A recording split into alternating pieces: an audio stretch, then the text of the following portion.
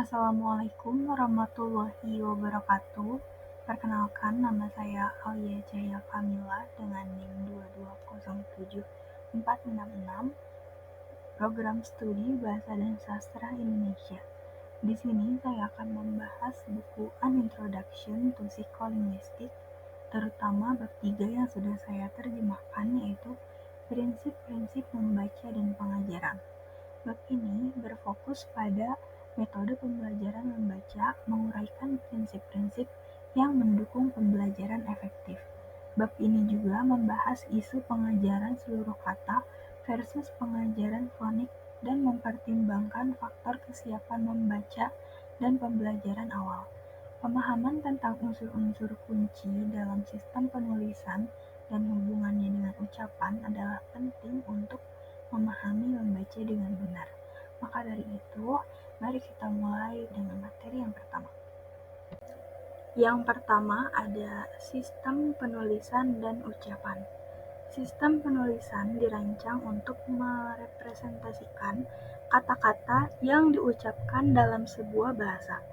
Melalui kata-kata individual, unit bahasa yang lebih tinggi seperti frasa dan kalimat direpresentasikan. Sistem penulisan di seluruh dunia pada dasarnya didasarkan pada salah satu dari dua prinsip, yaitu suara atau makna.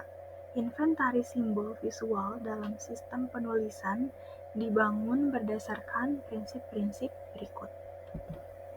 Yang pertama, sistem penulisan berdasarkan suara-suara ucapan, fonem atau suku kata.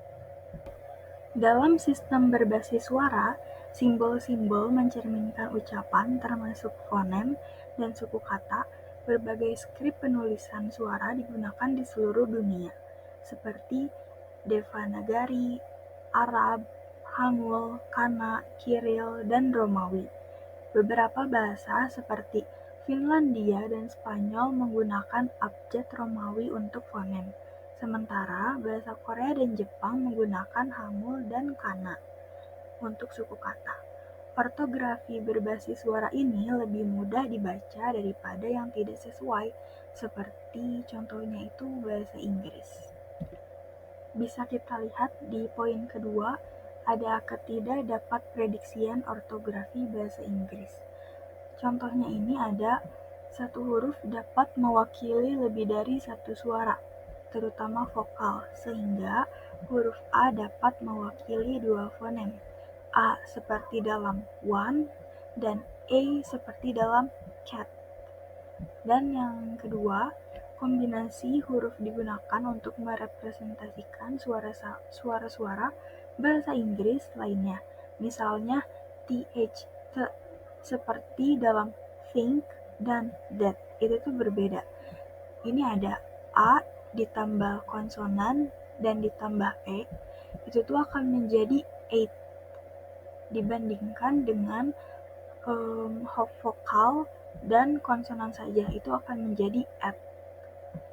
Dan ada juga I konsonan sama I itu dibaca bite. Beda dengan konsonan, vokal, konsonan itu akan jadi bit, dimana C adalah konsonan apapun. Yang ketiga, sistem penulisan berdasarkan makna, morfem. Dalam sistem Tiongkok, contohnya, setiap karakter merepresentasikan satu atau lebih morfem serta satu suku kata tunggal. Sebagai contoh, kata Tiongkok kowtow yang sekarang telah menjadi bagian dari bahasa Inggris, terdiri dari dua morfem, cow yang berarti mengetuk dan tau yang berarti kepala. Oleh karena itu, kowtow secara harfiah berarti bertekuk lutut dan menyentuh tanah dengan dahimu, untuk menunjukkan penghormatan atau rasa hormat kepada seseorang yang lebih tinggi. Dalam pelafalan Kanton yang telah dipinjam oleh bahasa Inggris, kedua suara vokal memiliki pelafalan yang berima seperti cow dalam bahasa Inggris. Setelah membahas sistem penulisan dan ucapan, kita lanjut ke kontroversi seluruh kata versus fonik atau pemecahan. Yang pertama ini ada pendekatan fonik atau pemecahan yang mempunyai 3 subbab. Yang pertama, sifat membaca menurut pendekatan fonik atau pemecahan. Dalam pandangan yang diungkapkan secara ringkas dalam argumen Perfetti dan Drieben tahun 1991, mereka ingin anak-anak pertama-tama mempelajari nilai suara dari huruf dan kombinasi huruf. Mereka percaya bahwa anak-anak akan kemudian dapat membaca seluruh kata dengan mendekode mereka dari fonem-fonem komponennya. Namun, ada juga argumen lain yang mengatakan bahwa kesadaran fonologis dianggap sebagai prediktor paling penting kesuksesan membaca di masa depan.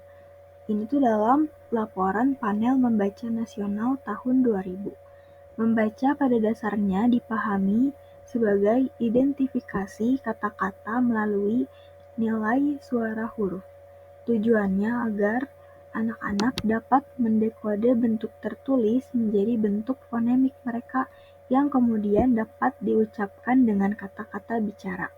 Para pendukung metode ini berargumen bahwa tujuan ini tidak dapat dicapai jika para pelajar diajar dengan metode seluruh kata. Bukti penelitian pendukung untuk fonik atau pemecahan sangat sedikit. Penelitian terbaru menunjukkan bahwa kesadaran fonologis lebih berkaitan dengan skrip daripada prasyarat membaca awal.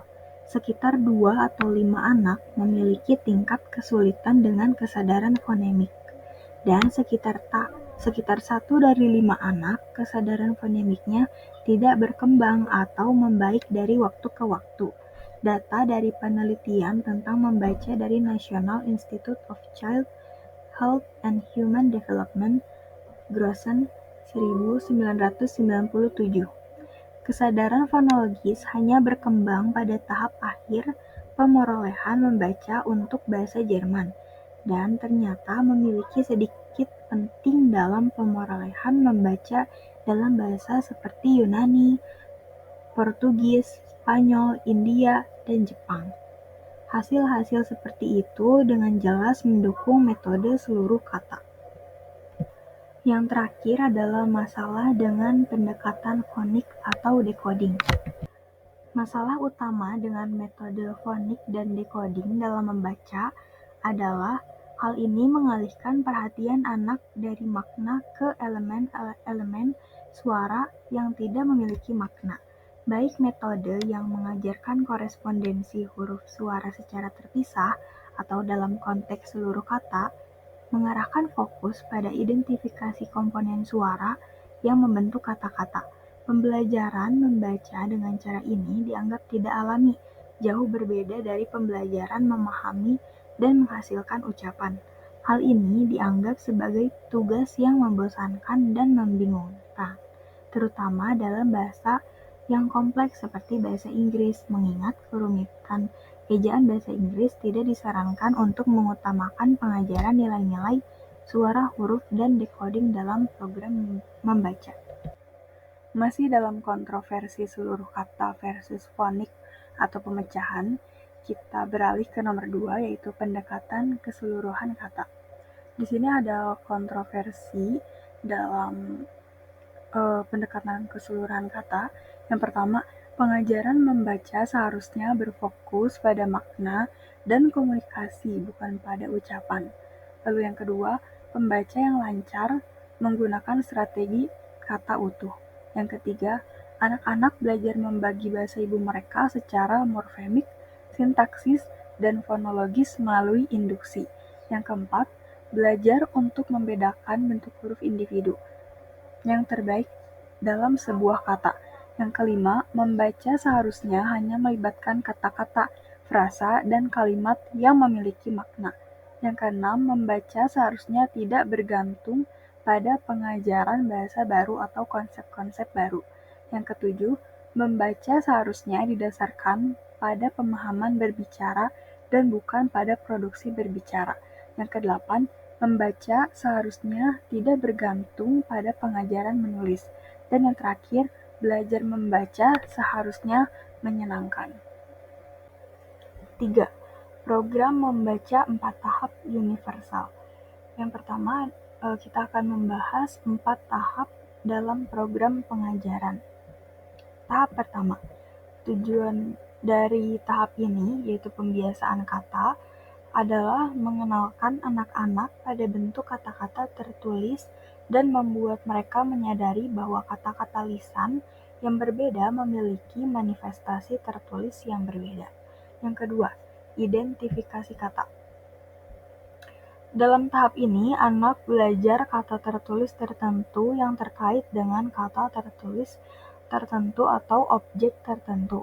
Perbedaan antara tahap ini dan tahap sebelumnya adalah bahwa tahap ini mengharuskan penggunaan memori jangka panjang.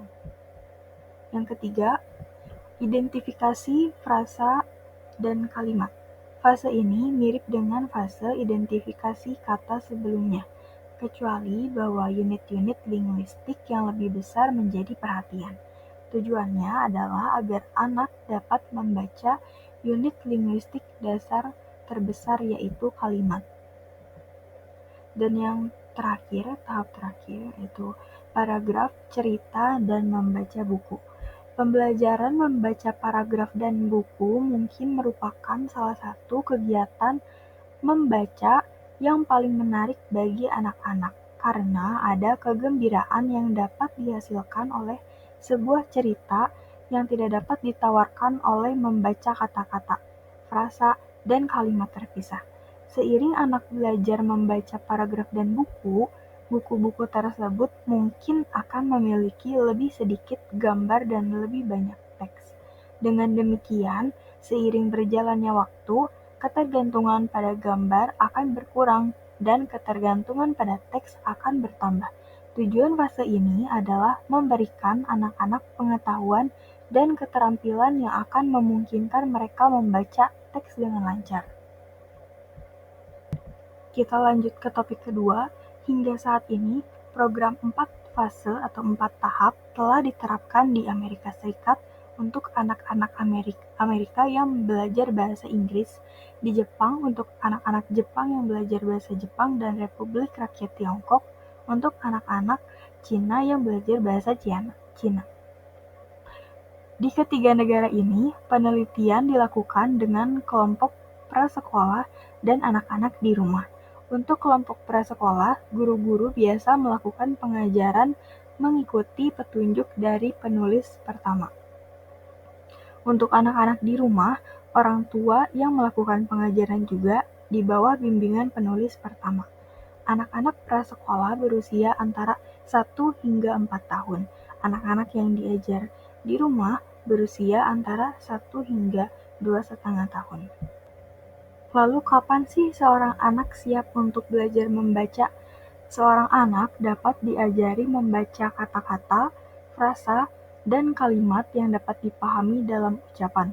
Bagi sebagian besar anak, ini berarti bahwa mereka siap untuk belajar membaca pada usia 2 tahun. Pada usia ini, anak-anak akan memiliki pemahaman yang cukup tentang ucapan dan akan mendapatkan pengetahuan yang cukup tentang kehidupan, sehingga mereka dapat berpartisipasi dalam aktivitas bermain dan permainan untuk program membaca. Meskipun membaca dapat diajarkan lebih awal dari usia 24 bulan, penelitian percaya bahwa mengingat beragamnya perbedaan antara anak-anak, usia yang lebih tua adalah pilihan yang lebih aman.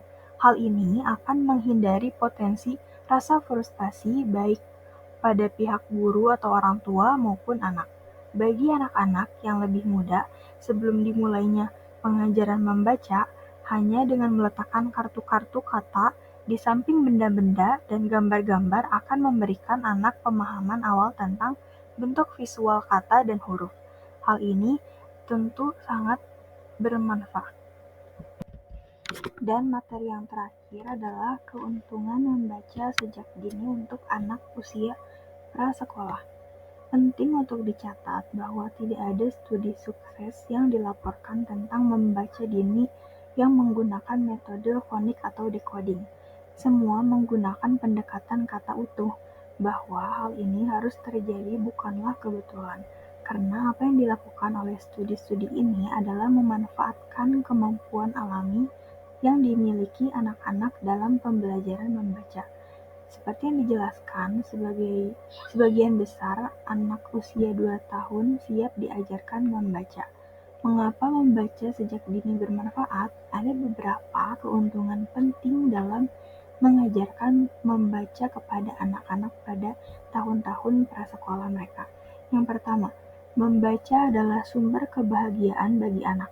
Ini memuaskan dan merangsang rasa ingin tahu alami anak dan sebagai sumber pengetahuan memperkaya pengetahuan anak.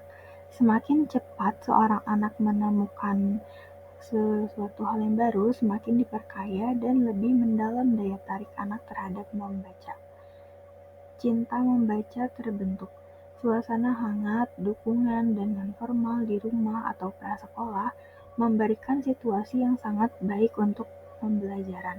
Dalam situasi seperti ini, sikap positif terhadap membaca dapat terbentuk tanpa kesulitan yang sering ditemui di sekolah dasar. Yang ketiga, anak-anak muda belajar dengan cepat dan mudah. Mereka memiliki kemampuan belajar hafalan yang luar biasa dan dapat dengan mudah memperoleh banyak kata tertulis. Semakin tua anak-anak tersebut dan semakin buruk ingatan mereka. Yang terakhir, anak-anak tumbuh menjadi pelajar yang lebih baik. Mereka akan dapat membaca lebih cepat dan dengan pemahaman yang lebih baik daripada jika mereka mulai membaca lebih lambat. Cukup sekian, terima kasih atas perhatian dan waktunya. Saya harap informasi yang telah saya bagikan hari ini bermanfaat. Wassalamualaikum warahmatullahi wabarakatuh.